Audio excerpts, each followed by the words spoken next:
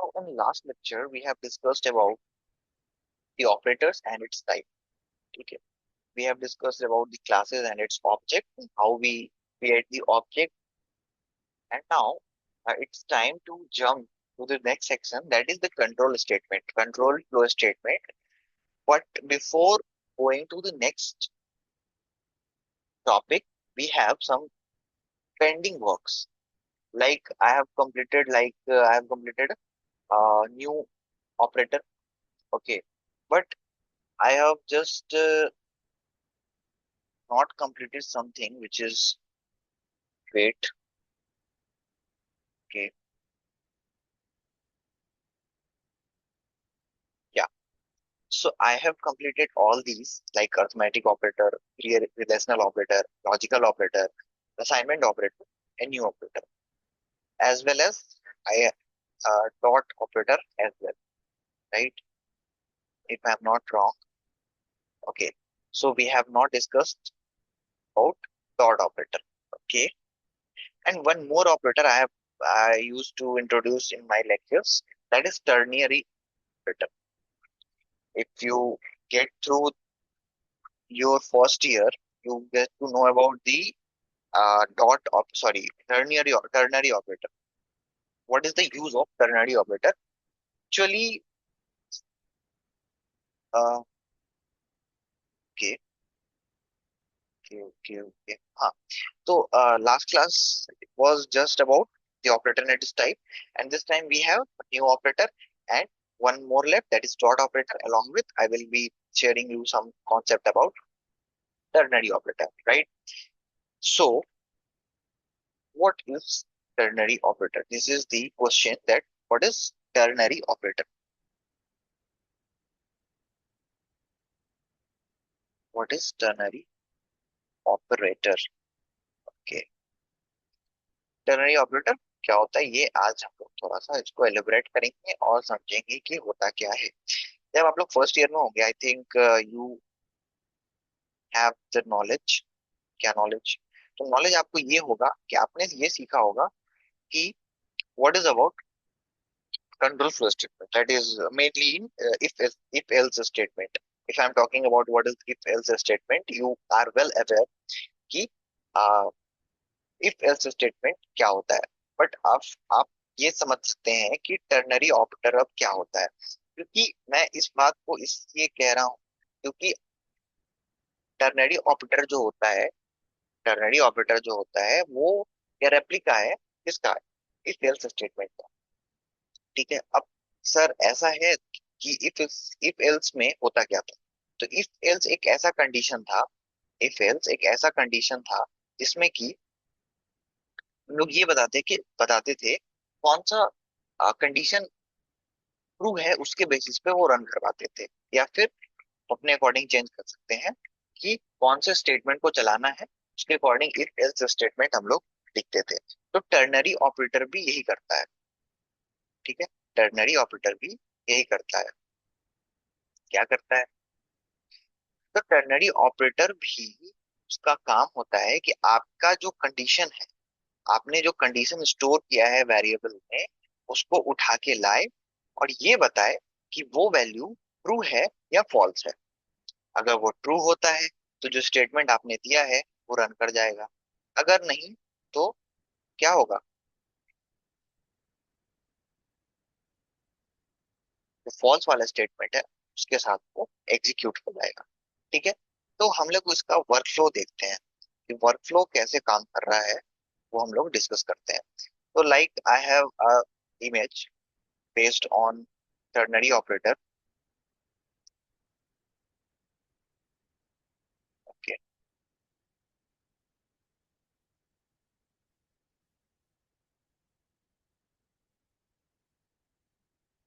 I hope this is visible to you.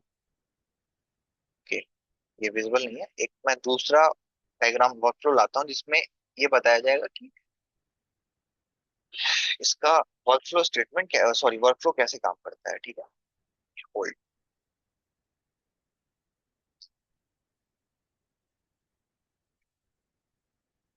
ये load नहीं हो पा रहा है।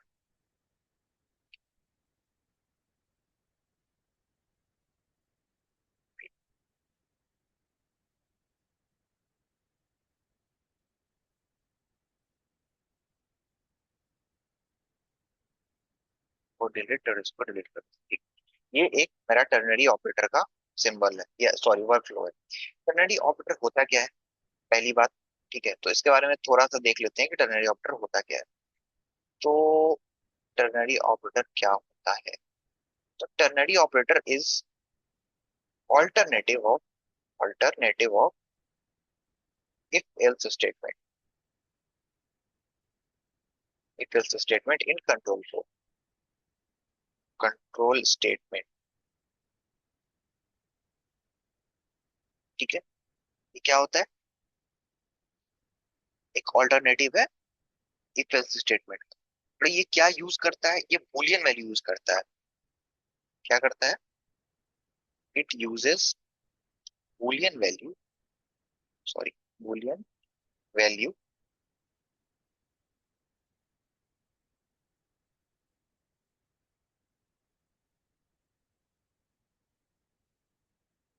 evaluate evaluate evaluate after the expression, expression।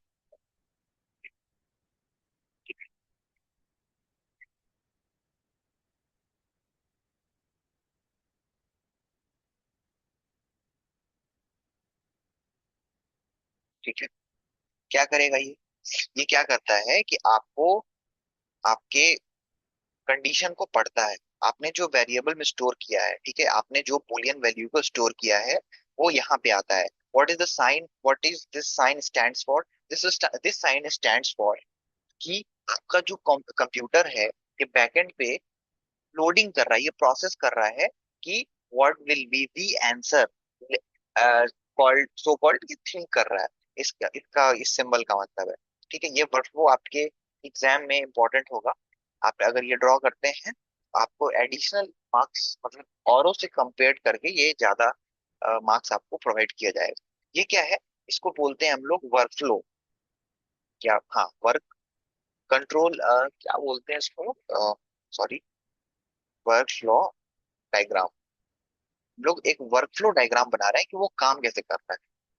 ठीक है, वर्कफ्लो डायग्राम बना रहे हैं कि काम कैसे कर रहा है। ठीक है,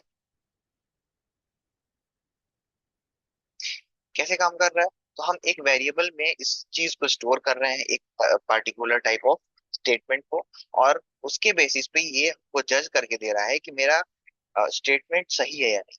अगर ट्रू होता है, अगर ट्रू होता है तो हम, सॉरी, अगर ये स्टेटमेंट, पहला वाला स्टेटमेंट सही होता है, तो वो क्या करके देगा? वो ट्रू रिटर्न कर देगा। और अगर गलती होगा तो फॉल्स रिटर्न कर देगा। ठीक है, तो अगर ऐसा है तो हम लोग इसको कंपाइलर पे रन करने का कोशिश करते हैं। ठीक है, तो हम लोग इसको रन करने का कोशिश करते हैं। ठीक है,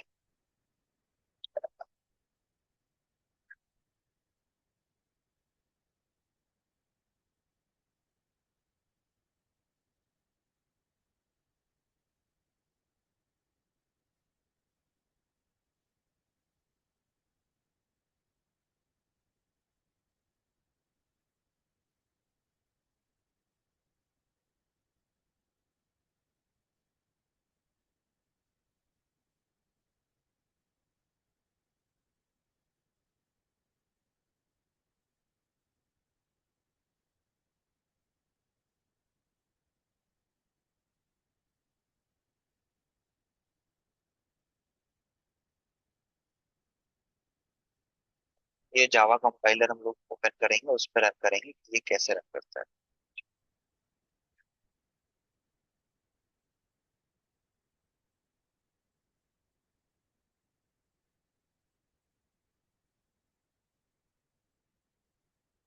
कुछ इसमें एरर आ रहा है, तो हम लोग एग्जांपल देख लेते हैं कि कैसे होता है। ठीक है, एक मिनट।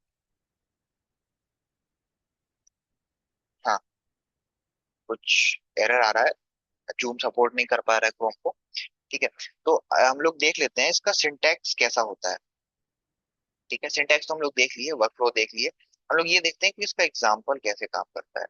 तो let say I have int x. Okay, I have I have int x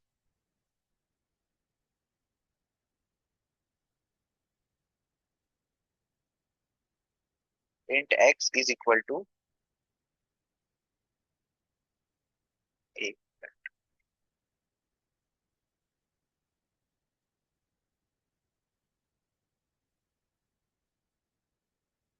int x is equal to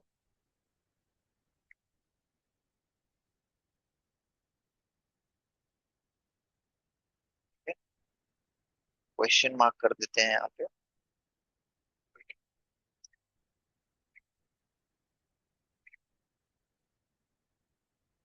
ये हमारा स्टेटमेंट हो जाता है। ये एक एग्जांपल है कि हम एक, सॉरी इसका इंट आई स्मॉल होगा। एक एग्जांपल हो जाता है टर्नरी ऑपरेटर का, जहाँ एक्स में कुछ स्टोर कर रहे हैं और ए और बी बता रहे हैं कि ए बी से बड़ा है। ठीक है, एक minute, I think I have not share the link main group की।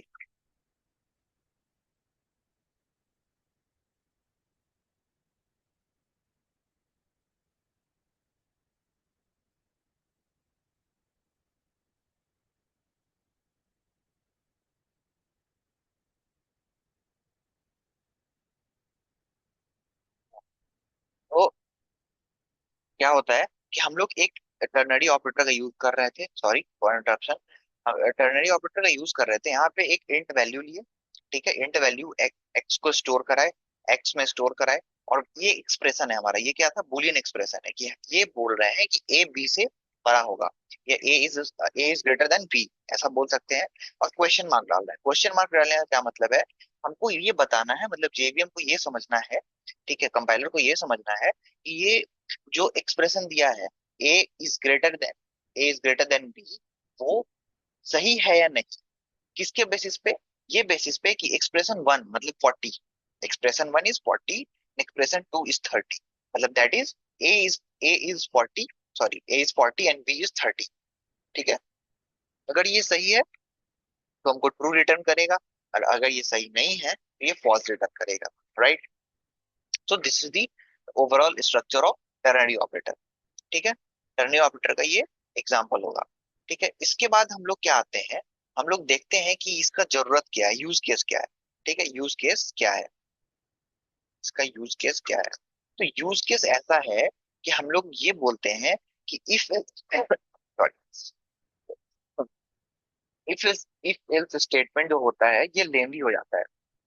ठीक है, इन जावा इफ एल्स स्टेटमेंट लेंदी हो जाता है, तो हम लोग को वो प्रोसेस करने में, लिखने में टाइम आता है। तो जब भी हम लोग प्रोडक्शन पे काम करते हैं एज अ डेवलपर काम करते हैं, तो वी विल प्रेफर कि हम लोग टर्नरी ऑपरेटर का यूज करें।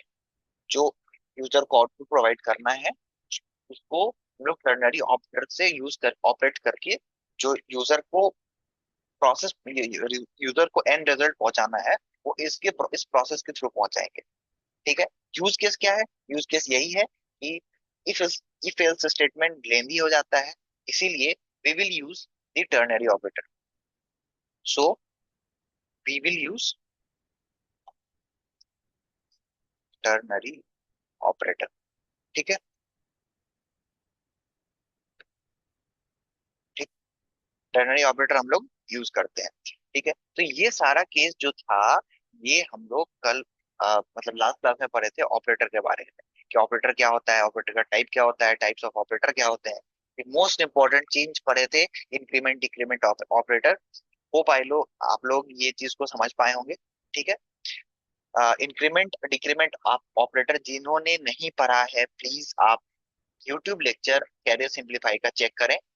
ठीक है, वहां पे डला है, आप प्लीज उसको पढ़ें, क्योंकि आपके प्लेसमेंट में इंक्रीमेंट डिक्रीमेंट ऑपरेटर आएगा, उस पे क्वेश्चन रहेगा, स्पेशली जब आप टीसीएस का एग्जाम दे रहे हैं, प्रो दे रहे हैं, कॉग्निजेंट दे रहे हैं, जो भी सर्विस बेस्ड कंपनी है, वो पूछती है एमसीक्यू में इंक्रीमेंट डिक्रीमेंट ऑपरेटर, और उस टाइम लोग बैठते हैं इंक्रीमेंट डिक्रीमेंट ऑपरेटर के बारे में समझना।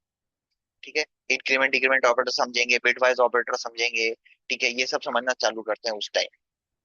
ठीक है, तो ये आपकी प्रॉब्लम है, आपने क्लास ज्वाइन नहीं किया, तो आप उस चीज को आप सॉर्ट आउट करें, क्योंकि वो इंपॉर्टेंट है। ये टर्नरी ऑपरेटर छूट गया था। टर्नरी ऑपरेटर कहने का मतलब है, जो लोग अभी ज्वाइन किए हैं, टर्नरी ऑपरेटर कहने का मतलब है कि आप इफ एल्स स्टेटमेंट क्योंकि लेंदी हो जाता है तो उसको यूज करने के लिए, उसके ऑल्टरनेट के लिए हम लोग टर्नरी ऑपरेटर यूज करते हैं।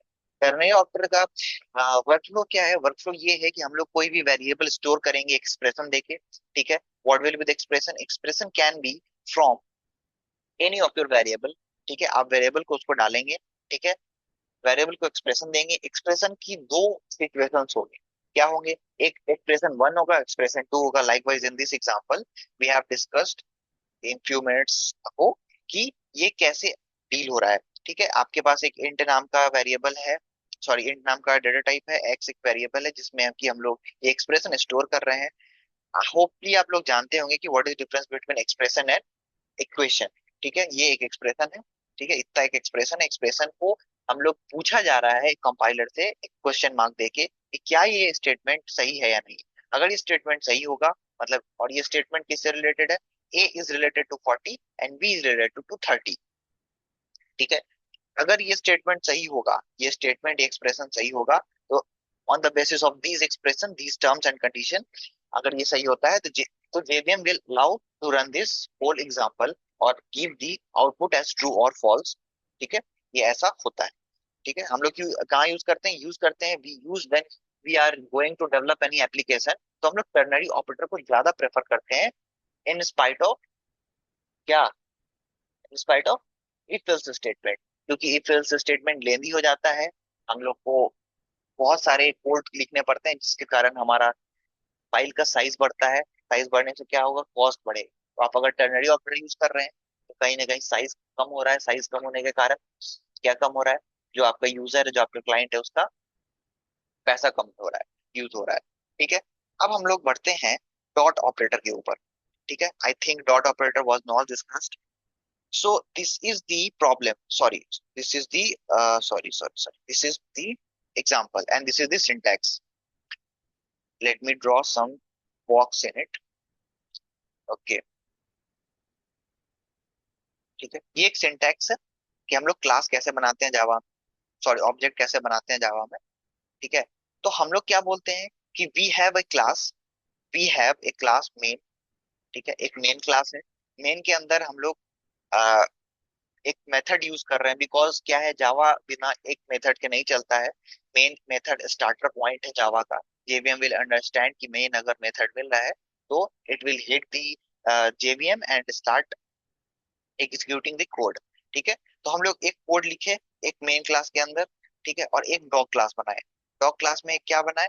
डॉग क्लास में एक पार्क नाम का फंक्शन बनाया है, ठीक है। उस फंक्शन में क्या बोल रहे हैं कि डॉग क्या कर रहा है? बार्क कर रहा है। System dot out dot print will print on your screen कि आप मैसेज क्या पास कर रहे हैं, ठीक है।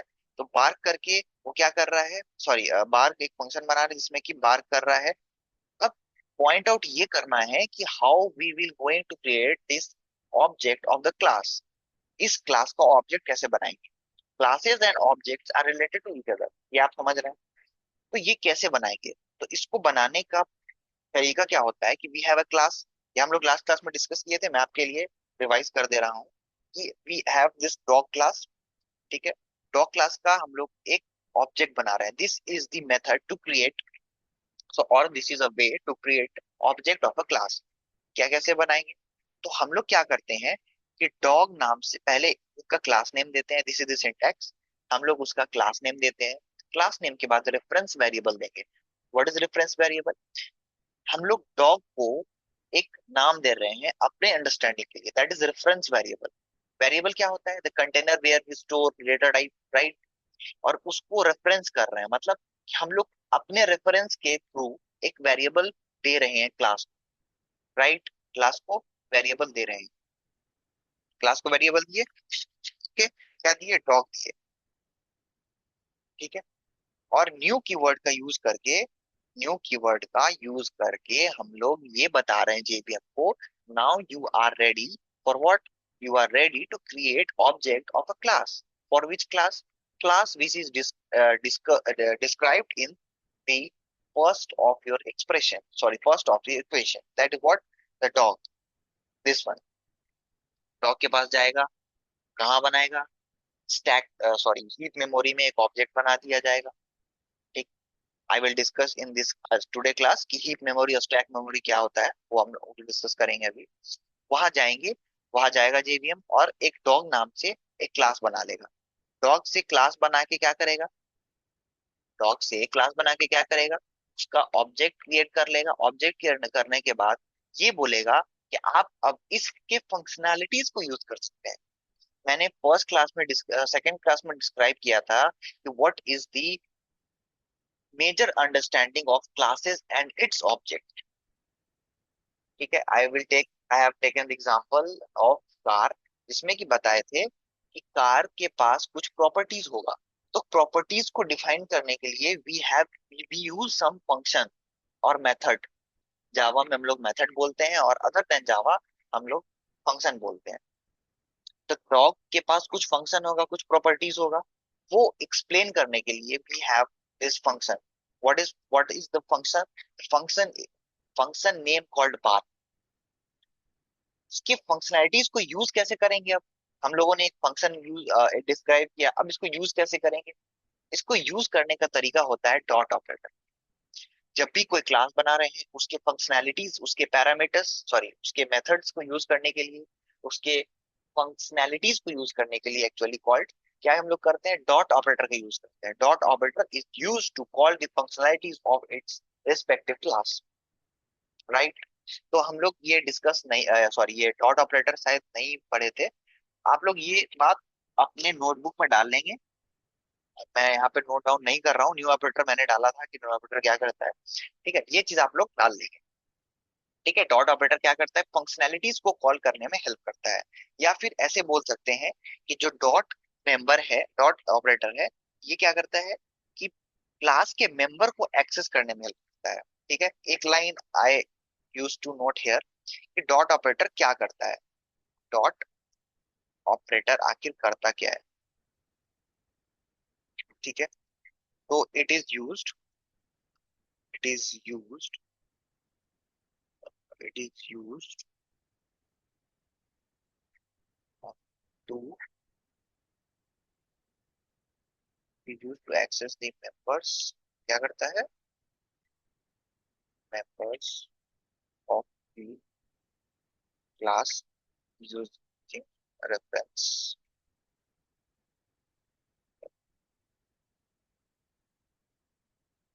फिर रेफरेंस का यूज करके हम लोग करते हैं। ठीक है, ये इसका छोटा सा यूज केस है, ये डॉट ऑपरेटर का डेफिनेशन नहीं है, यूज केस है कि हम लोग यूज करते हैं। ठीक है, रेफरेंस वेरिएबल का यूज करते हैं, यूजिंग रेफरेंस वेरिएबल यूज करते हैं और इसको कॉल करने में हेल्प करता है डॉट ऑपरेटर।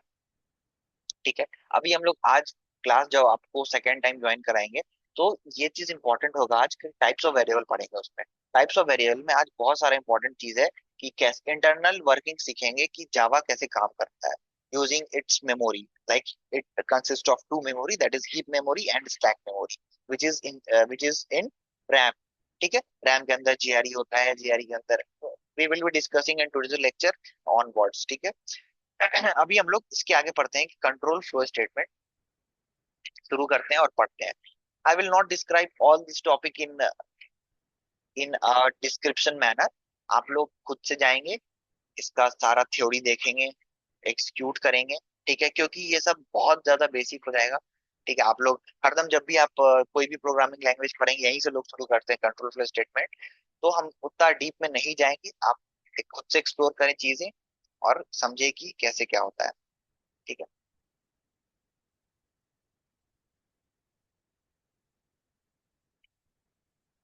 मैं आपको एक वर्कफ्लो दूंगा, हर चीज का एक वर्कफ्लो रहेगा, वर्कफ्लो के अंदर आपको सबको समझाया जाएगा। ठीक है, तो हम लोग देख रहे हैं कि अभी कंट्रोल स्टेटमेंट क्या होता है, या control flow statement. Control flow statement,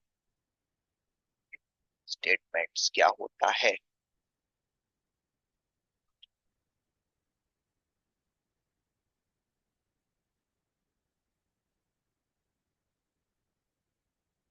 ठीक है,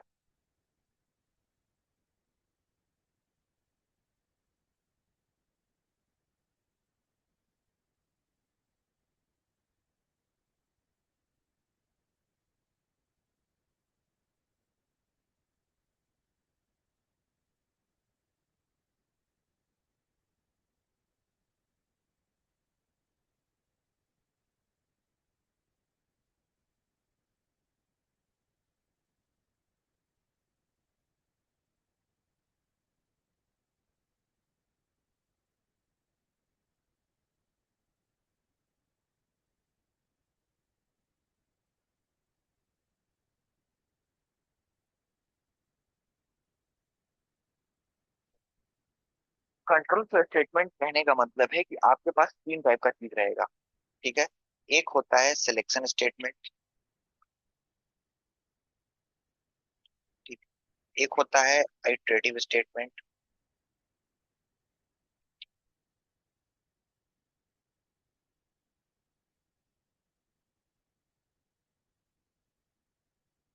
एंड एक होता है जंप स्टेटमेंट। जंप स्टेटमेंट आप लोग जानते होंगे, जैसे कि कंटिन्यू, ब्रेक, ये सब जंप स्टेटमेंट है। ठीक है। और जो सिलेक्शन स्टेटमेंट होता है, सिलेक्शन स्टेटमेंट दो टाइप का होता है, एक इफ इफ स्टेटमेंट, और एक होता है स्विच स्टेटमेंट। ठीक। अरे आज बहुत बेसिक है, आप लोग हो सकता है थोड़ा सा बोर हो रहा है, लेकिन ठीक है। अब वाइल, वाइल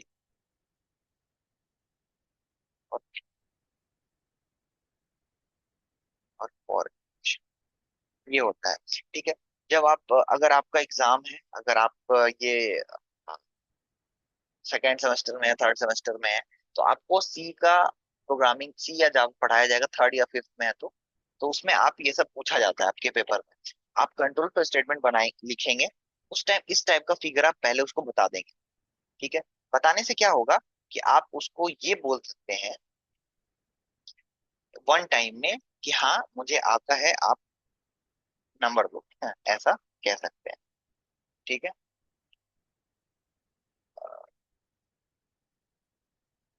तो सिलेक्शन स्टेटमेंट क्या होता है?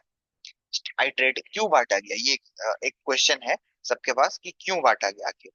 ठीक है। हमारे पास इतना सारा स्टेटमेंट है, आखिर इसका काम क्या है? तो जब आप डेवलपमेंट करेंगे, जब आप आगे, जब मैं बैकएंड बताऊंगा स्विंग बूट यूज करके, तो सारी चीजों का यूज आता है। जैसे आप बटन इटरेट कर रहे हैं, लाइक आई आपके पास ऑप्शन है, ठीक है, आप लॉग इन कर रहे हैं। ठीक है। तो लॉग इन कर रहे हैं तो आप कुछ कोड लिखेंगे ऑथेंटिकेट करने के लिए। तो ऑथेंटिकेट करने टाइम, उस टाइम आप ये डालेंगे ना कि आप अगर वो ऑथेंटिकेट होता है, आपके आपके माइंड में क्वेरी आएगा ना कि मैं कैसे लिखूंगा या लिखूंगी। कि अगर आप मुझसे पूछा जा रहा है कि एक कोड है, उसको ऑथेंटिकेट करना है, and you have to write some code, तो आप कैसे लिखेंगे?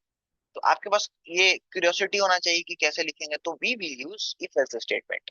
अगर आप नहीं है, नए हैं, ठीक है, तो आप क्या यूज करेंगे? इफ एल्स स्टेटमेंट यूज करेंगे। इफ एल्स स्टेटमेंट क्या बोलता है? इफ एल्स स्टेटमेंट कहने का मतलब है कि या तो ये नहीं तो वो ऐसा। तो लेकिन उसके उसका यूज केस क्या है? तो यूज केस ये है कि इफ एल्स स्टेटमेंट हम लोग तब यूज करते हैं जब हम लोग को आंसर पता है, ठीक है, या एंड रिजल्ट पता है, लेकिन प्रोसेसेस को एक्सप्लेन करना है। क्या करना है? प्रोसेसेस को एक्सप्लेन करना है। तब हम लोग इफ एल्स स्टेटमेंट का यूज करते हैं। अब इफ एल्स स्टेटमेंट में बहुत सारा आ जाता है, क्या आ जाता है? तो इफ एल्स स्टेटमेंट में भी बहुत सारा आ जाता है, जैसे कि सिर्फ इफ लिखेंगे, एक कंडीशन देना है तो इफ, अगर बहुत सारा कंडीशन देना है तो नेस्टेड इफ। ठीक है। और अगर आपको दो कंडीशन पे खेलना है, ठीक है, जैसे कि हम लोग ये बोल दें कि like I have to authenticate a user, ठीक है, आइदर यस और नो, तो क्या बोलेंगे? ये क्या बोलेंगे आप बोलेंगे ना कि इफ, मतलब एक बेसिक एग्जांपल, ऐसा होता नहीं है। इफ ऑथेंटिकेटेड अगर होता है तो गिव एक्सेस लिखेंगे। गिव एक्सेस नहीं होता है तो क्या करेंगे? एल्स, एल्स में एक स्टेटमेंट डाल देंगे क्या, कि नॉट नॉट ऑथेंटिकेटेड, ऐसा लिख देंगे। नॉट ऑथेंटिकेटेड ऐसा लिख देंगे। मतलब बेसिक अंडरस्टैंडिंग ये कहता है कि ऐसा कोड रन होगा। इसमें कहने का क्या मतलब है? इसमें कहने का मतलब है कि इफ स्टेटमेंट क्या बोल रहा है? इफ के पास ये जब ऑथ में आएगा तो ये चेक करेगा कि ये ट्रू या फॉल्स है। अगर ये ट्रू होगा तभी ये रन करेगा, नहीं तो एल्स में चला जाएगा। ऐसा होगा, हो गया ऐसा। तो दिस इज बेसिक अंडरस्टैंडिंग कि इफ एल्स का यूज क्यों कर रहा है। ठीक है। अब हम लोग आ जाते हैं।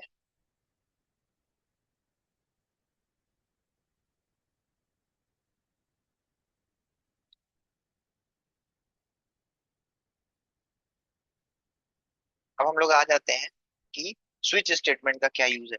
तो when we have different number of expression, ठीक है, हम लोग के पास बहुत सारे एक्सप्रेशन हो तो स्विच स्टेटमेंट ये यूज करेंगे। ठीक है, इटरेटिव स्टेटमेंट है, वाइल, डू वाइल, फॉर क्या है, इतना स्टेटमेंट क्यों यूज कर रहे हैं हम लोग, एक ही स्टेटमेंट से तो काम हो जाता है, क्यों यूज करते हैं? तो इसीलिए यूज करते हैं, वाइल का यूज इसलिए करते हैं हम लोग क्योंकि आप लोग पढ़े हैं, इसीलिए मैं शॉर्ट नहीं दे रहा हूँ उसका। इसके बाद वर्कफ्लो समझेंगे, वर्कफ्लो के बाद हम लोग टाइप्स ऑफ वेरिएबल पढ़ते हैं। ठीक है, तो अभी अभी एक ओवरव्यू ले रहे हैं कि हम लोग कौन सा ऑपरेटर कैसे यूज करेंगे। स्विच स्टेटमेंट यूज आया समझ में, कि आपके पास जब जब एक्सप्रेशन ज्यादा होंगे तो आप क्या यूज करेंगे, स्विच स्टेटमेंट यूज करेंगे। इटरेटिव स्टेटमेंट आते हैं, तो इटरेटिव, इसका नाम इटरेटिव स्टेटमेंट क्यों रखा गया?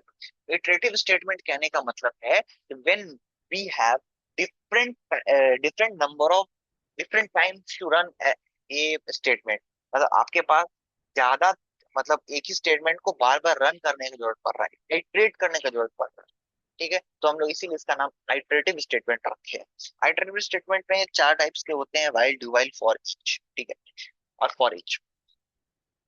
तो व्हाइल स्टेटमेंट का क्या यूज है? आपके पास कंडीशंस क्या होंगे, देखिए कंडीशंस क्या होंगे आप, हम समझते हैं। We have conditions. आप एक एग्जांपल अगर हम लोग कंसीडर कर सकते हैं, कि क्या कर सकते हैं कंसीडर,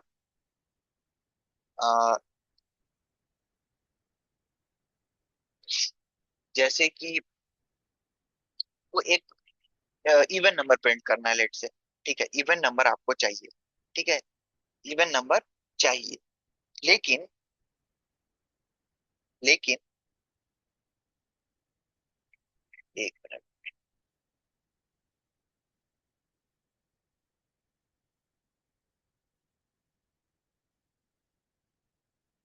क्या बोल सकते हैं, हाँ, ऐसे हम लोग समझ सकते हैं कि वाइल स्टेटमेंट को हम लोग कैसे समझ सकते हैं। हाँ, ये बोल सकते हैं कि वाइल स्टेटमेंट में तब तक ये रन करेगा, ठीक है, इसको तब तक रन कराना है जब तक कि मेरा कंडीशन ट्रू हो रहा है, तब तक इसको रन कराते रहना है। ठीक है, अ, मान लेते हैं कि मेरे पास दो कंडीशंस हैं। ठीक है, क्या कंडीशन है? कि एक कंडीशन बोल रहा है कि मुझे आई एक वेरिएबल है और जब तक पांच नहीं आ जाता है तब तक रन कराना है। ठीक, और दूसरा कंडीशन ये कह रहा है कि मेरे पास दो वेरिएबल है, फाइव और सिक्स। ठीक, मेरे पास कंडीशन नंबर ये टू है।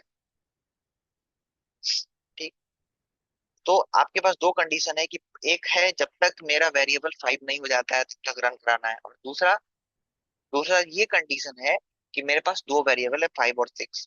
जब फाइव आएगा तो ट्रू दे देना है और सिक्स आएगा तो फॉल्स दे देना है। आपके पास दो ऐसा टर्म्स एंड कंडीशन है, तो आप कौन सा यूज करेंगे? ऑब्वियस बात है, और इफ एल्स स्टेटमेंट में मैंने क्या बोला कि आपके पास, आपको पता है, ठीक है, कहाँ पे उसको ट्रू, मतलब एंड रिजल्ट आपको पता है, बस आपको कंडीशन लिखी। तो आपको यहाँ पे पता है ना कि फाइव आएगा तो ट्रू ट्रू करना है, सिक्स आएगा तो फॉल्स करना है। तो इसीलिए आप उसको किसमें डालेंगे, उसको डालेंगे इफ स्टेटमेंट में। और अगर आपका कंडीशन ये है कि जब तक फाइव नहीं हो जाएगा आई का वैल्यू, या आई क्या बोल सकते हैं, ऐसे बोल सकते हैं कि आई एक वेरिएबल है। ठीक है, एक वेरिएबल है जो कि कुछ चीज स्टोर कर रहा है, तो आई का वैल्यू जब तक फाइव नहीं हो जा रहा है, और आई का वैल्यू हम जीरो से इनिशियलाइज कर रहे हैं। ठीक है, जीरो से इनिशियलाइज कर रहा है और कहाँ तक, फाइव तक जब तक नहीं हो जा रहा है तब तक ये कंडीशन रन करना चाहिए। तो आप क्या यूज करेंगे, वाइल, क्या लिखेंगे, क्या लिखेंगे, लिखेंगे while, while I is greater than five.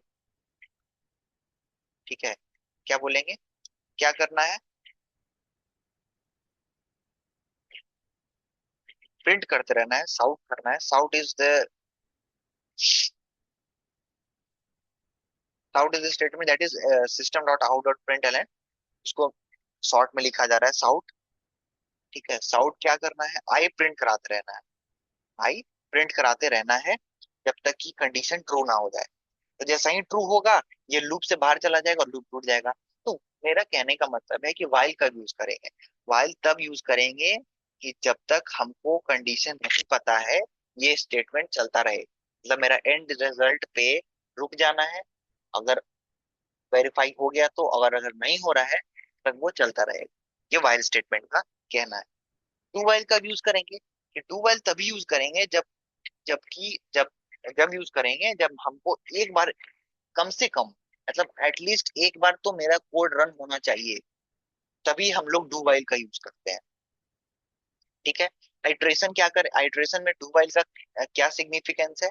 हमको एक बार कम से कम अपना कोड रन करवाना है, कम से कम एक बार विदाउट चेकिंग एनी कंडीशन, तो हम लोग डू वाइल का यूज करते हैं।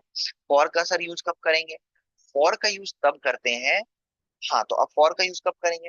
फॉर का यूज तब करते हैं जब वी हैव, हमारे पास फिक्स नंबर ऑफ आइट्रेशन होगा।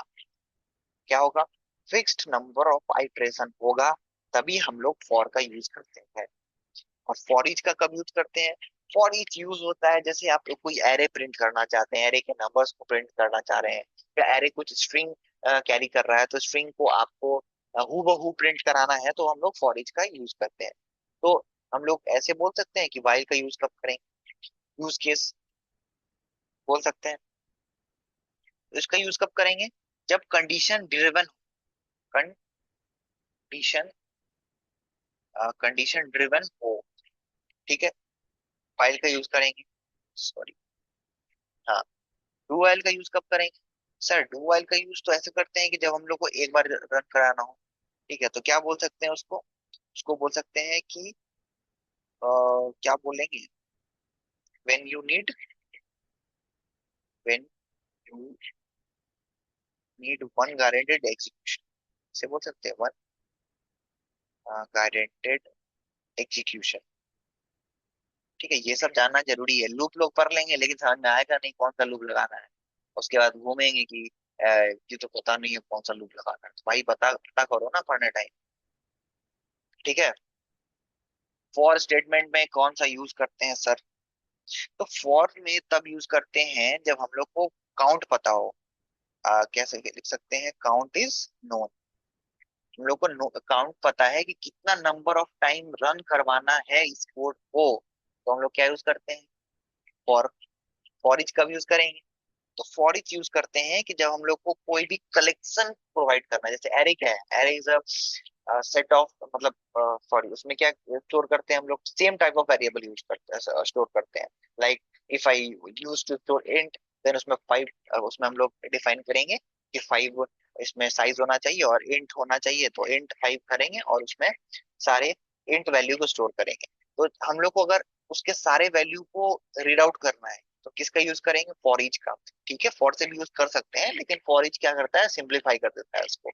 तो क्या करते हैं इसको? क्या यूज करेंगे कि हम लोग को जब क्या करना रहेगा?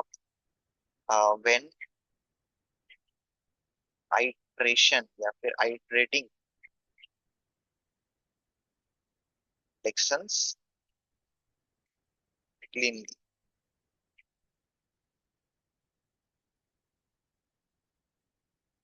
जब हम लोग को आइट्रेशंस पता, मतलब जो भी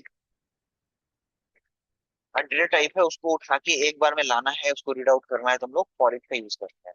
ठीक है। अब इफ स्टेटमेंट का कब यूज कर रहे हैं ये हम बता दिए। इफ स्टेटमेंट का यूज करेंगे जब आपके पास एंड रिजल्ट पता है। ठीक है। एंड रिजल्ट पता है और आपको कोड लिख के वो एक्सप्लेन करना है, तो इफ स्टेटमेंट यूज करेंगे। आपके पास नंबर ऑफ एक्सप्रेशन ज्यादा है, तो फिर क्या करेंगे? स्विच स्टेटमेंट का यूज करते हैं। और हाँ, इधर था जंप स्टेटमेंट। जंप स्टेटमेंट में ब्रेक कैसे यूज करते हैं, कंटिन्यू कैसे यूज करते हैं? तो ब्रेक क्या करता है? ब्रेक आपके कोड को वहां से क्या कर देता है?